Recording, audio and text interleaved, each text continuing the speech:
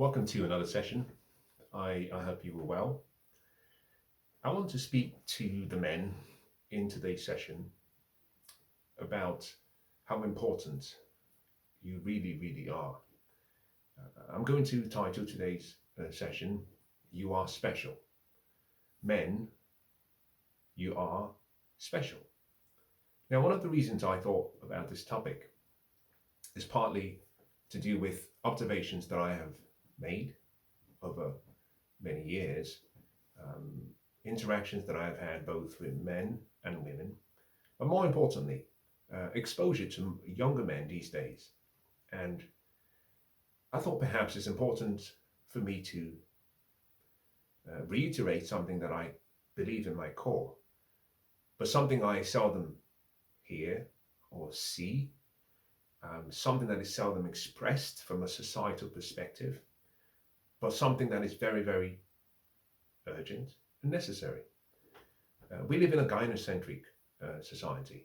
I use the word the pussification or the feminization, the vaginification of Great Britain.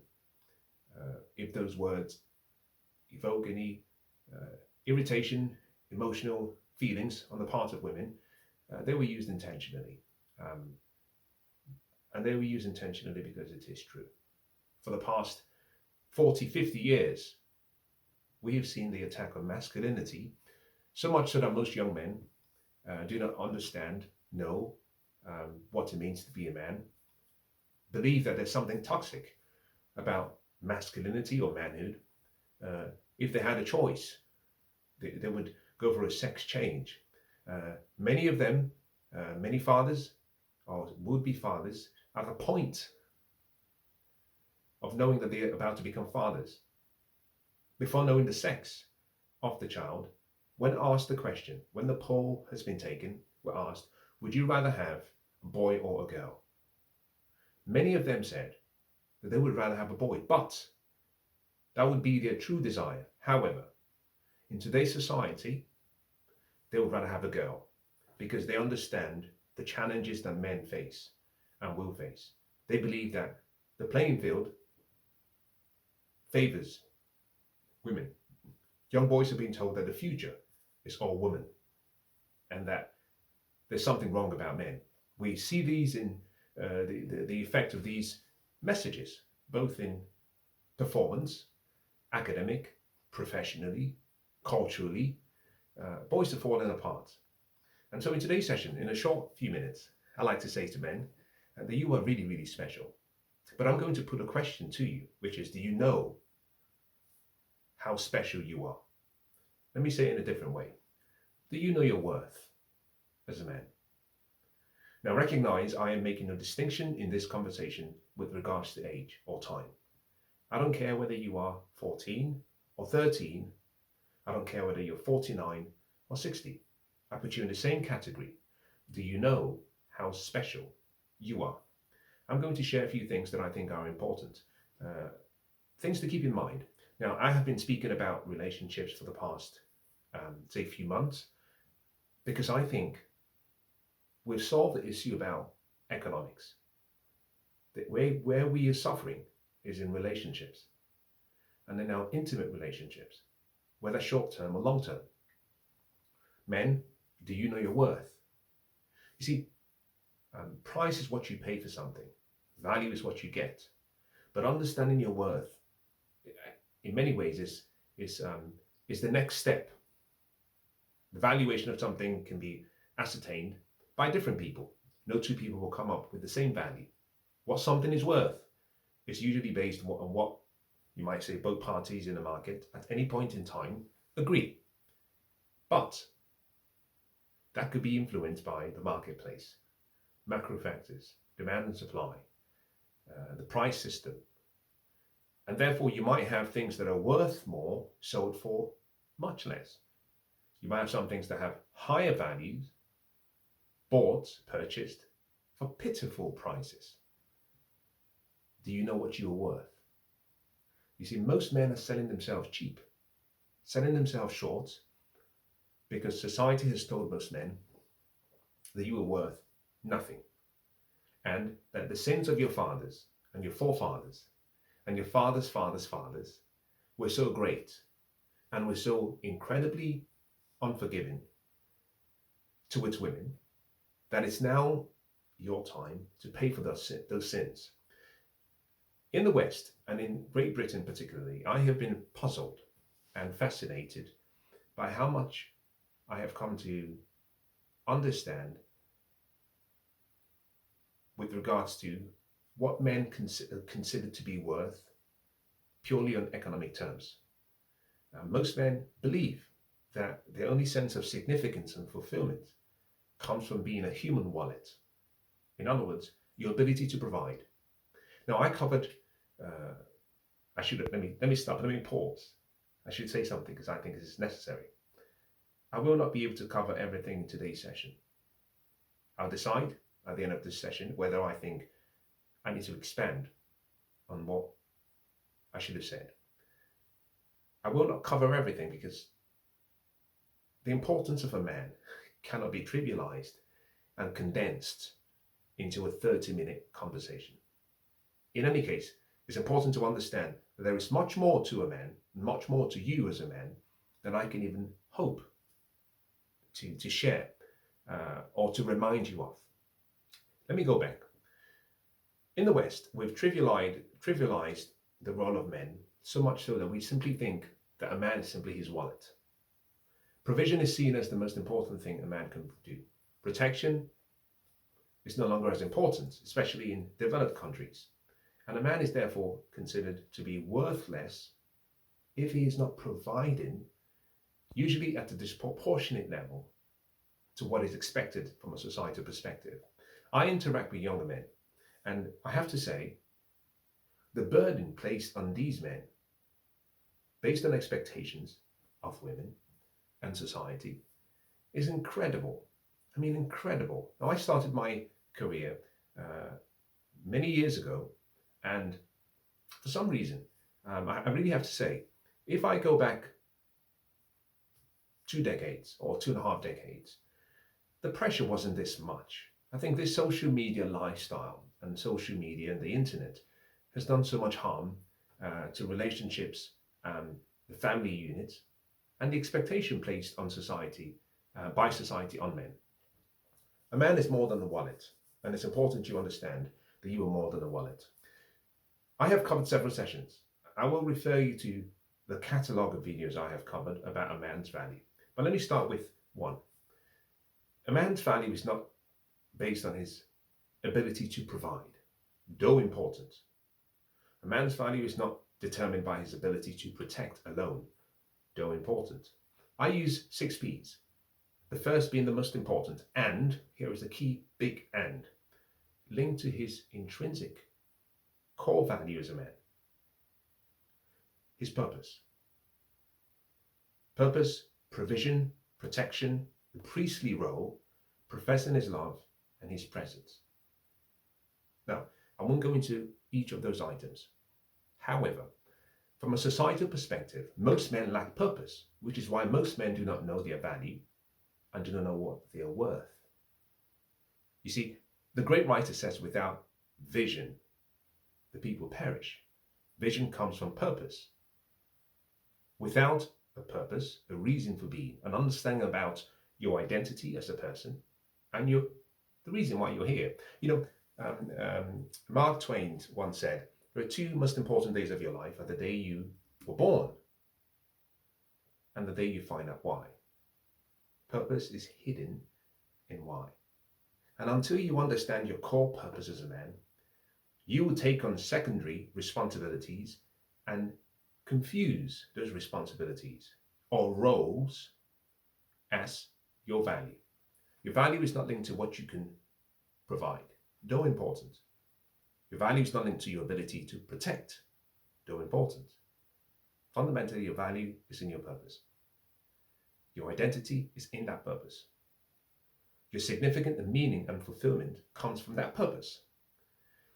Many of us have been raised with our fathers, so we've never seen the role model of men from a positive sense. We were raised by mothers. Some of us were raised with fathers in the house, but with weak fathers, feminine fathers. mothers who were strong and who exerted their perspective about life on you, so much so that you are feminized. So most men, and this is a sad reality, most men that I come in contact with derive their sense of value from the women in their lives and what the women say about said men. A travesty. The reason being, the young boys grew up seeing a strong, successful, independent mother, and they grew up to think that the archetype of masculinity was weak, either because there was an absent father, a present but weak father, a present but insignificant father. So most young men go through life, get to college, and they've never seen a man of value, a man of authority, a man of meaning, a man of significance, a man who is wearing the masculine frame and understands masculinity.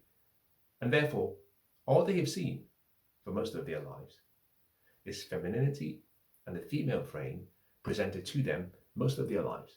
So, a lot of you young men have a problem with masculinity and your manhood value.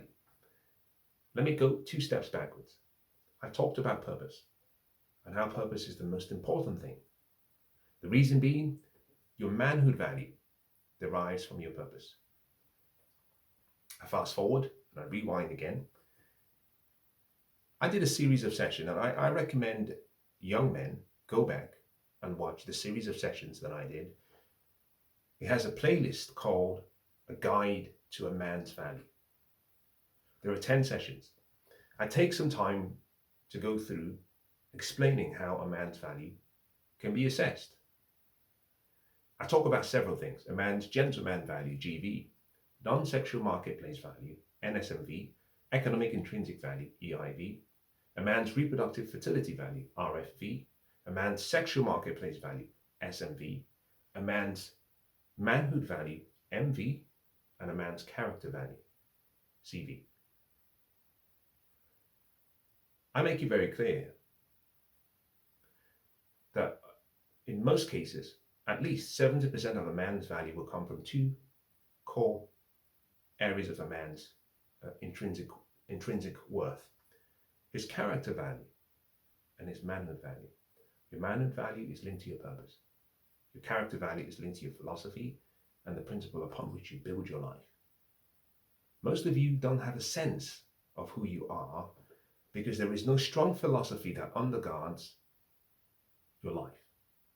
Many of you have not found your purpose, have not searched enough to find meaning in life, and have externalized that search into an external person, mostly women or a mother. And therefore what you tend to find is whenever there is change, which is a constant with human beings, but more so a constant with women as their emotions fluctuate based on hormones, your identity changes as a result of their perception of you in the season of life that they find themselves. I would recommend most men go back and watch that playlist. But let me move forward and talk about something I think that is important. A man's sense of meaning will come from his purpose. A man's sense of identity will come from his purpose. A man can find meaning in life through his work. A man's sense of identity can also come through work. Most of you, for some reason, are placing relationships and women before your purpose or your work. You see, if you do not understand the responsibilities that come to you as a man, and you listen to society telling you all the nonsense that they want to put in your head, you will lose sight of what is important. Historically speaking, we had responsibilities, we had roles, and they were based on reasons. But a man is not his responsibilities, and a man is not defined by his roles. And the reasons, as we can see in this day and age, have changed. The need for provision protection in the West and in Great Britain, it's not as relevant as it is in poorer countries where the physiological needs are more important than self-actualization. We have solved the issue about survival, safety, and security. So if you are still playing the same card as a man that your forefathers played, which was to go home, go out, bring home the bacon, you're going to fail, because what is required of a man is no longer one-dimensional, which is why in the 6 P's, purpose, a woman needs to have a sense of where you're taking her so that she can choose to join in that journey. That's where the vision comes from. That vision will birth goals and a strategy, but most importantly, that vision will birth discipline, self-discipline that puts both parties and the family unit within boundaries, guardrails, the structure. That discipline will birth your daily habits, your routines, which I have to say something that I think is very important. Most young men, many of you have been told that you have to live a life, or you have to be expected to be interesting and entertaining and funny and witty and all of this nonsense. All of that is secondary to the most important part of your core value as a man. Your role is not to be entertaining women or other men. Your role is not to be a funny or comedian. Your role is not to be writing poems, though important. All of those are nice.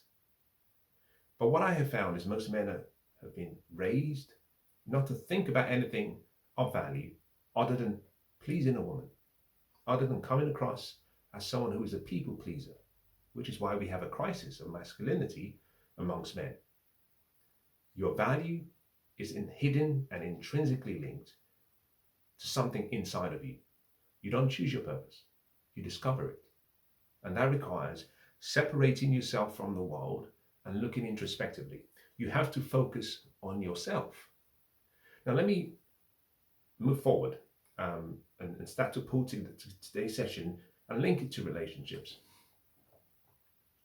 Some time ago, I was interacting with a number of people, and as I conversed and as we talked, the conversation moved as we had someone join the group or the party. It was a woman, and she, during the conversation, I made reference to her significant other. I'm aware of him. I do not know him, but I am aware of him. And I have to say, sometimes I wish men can be like flies on a wall, listening to how their significant others describe them. I hold this man in high esteem. Put it that way. From a masculinity perspective, no, let me take that back. I hold him in high esteem based on what he has accomplished. That's better. There's a better way of representing it. And listening to her describe or be associated with him, the inference and the conclusion drawn was as though he was someone of no significance, no authority, hadn't achieved any success. And as I sat there, I realized that she loved him. Again, I'm going to say to most men, the question is never whether she loves you. Go back and listen to the sessions that I have done about the 4 things a woman has to have in order for her to submit, cooperate, work with, and be with you. It has nothing to do with love. Mothers love their sons. Very few mothers have these 4 requirements. The first, admiration. The second, respect. The third, honor. The fourth, esteem. As I listened to this woman speak, I realized very quickly, she doesn't admire her significant other. She doesn't respect him. The words being used, and this was just pitiful, quite sad. She doesn't honor him, and therefore she doesn't esteem him. So in a public setting, from her body language and the words from her mouth, you could tell that he was nothing more than a human wallet. She hadn't discerned how important and how significant this man was in her life. As a man, I could attest to his accomplishments. Now, I could understand also, because it goes back to the thing I said about the feminization of Great Britain and the West.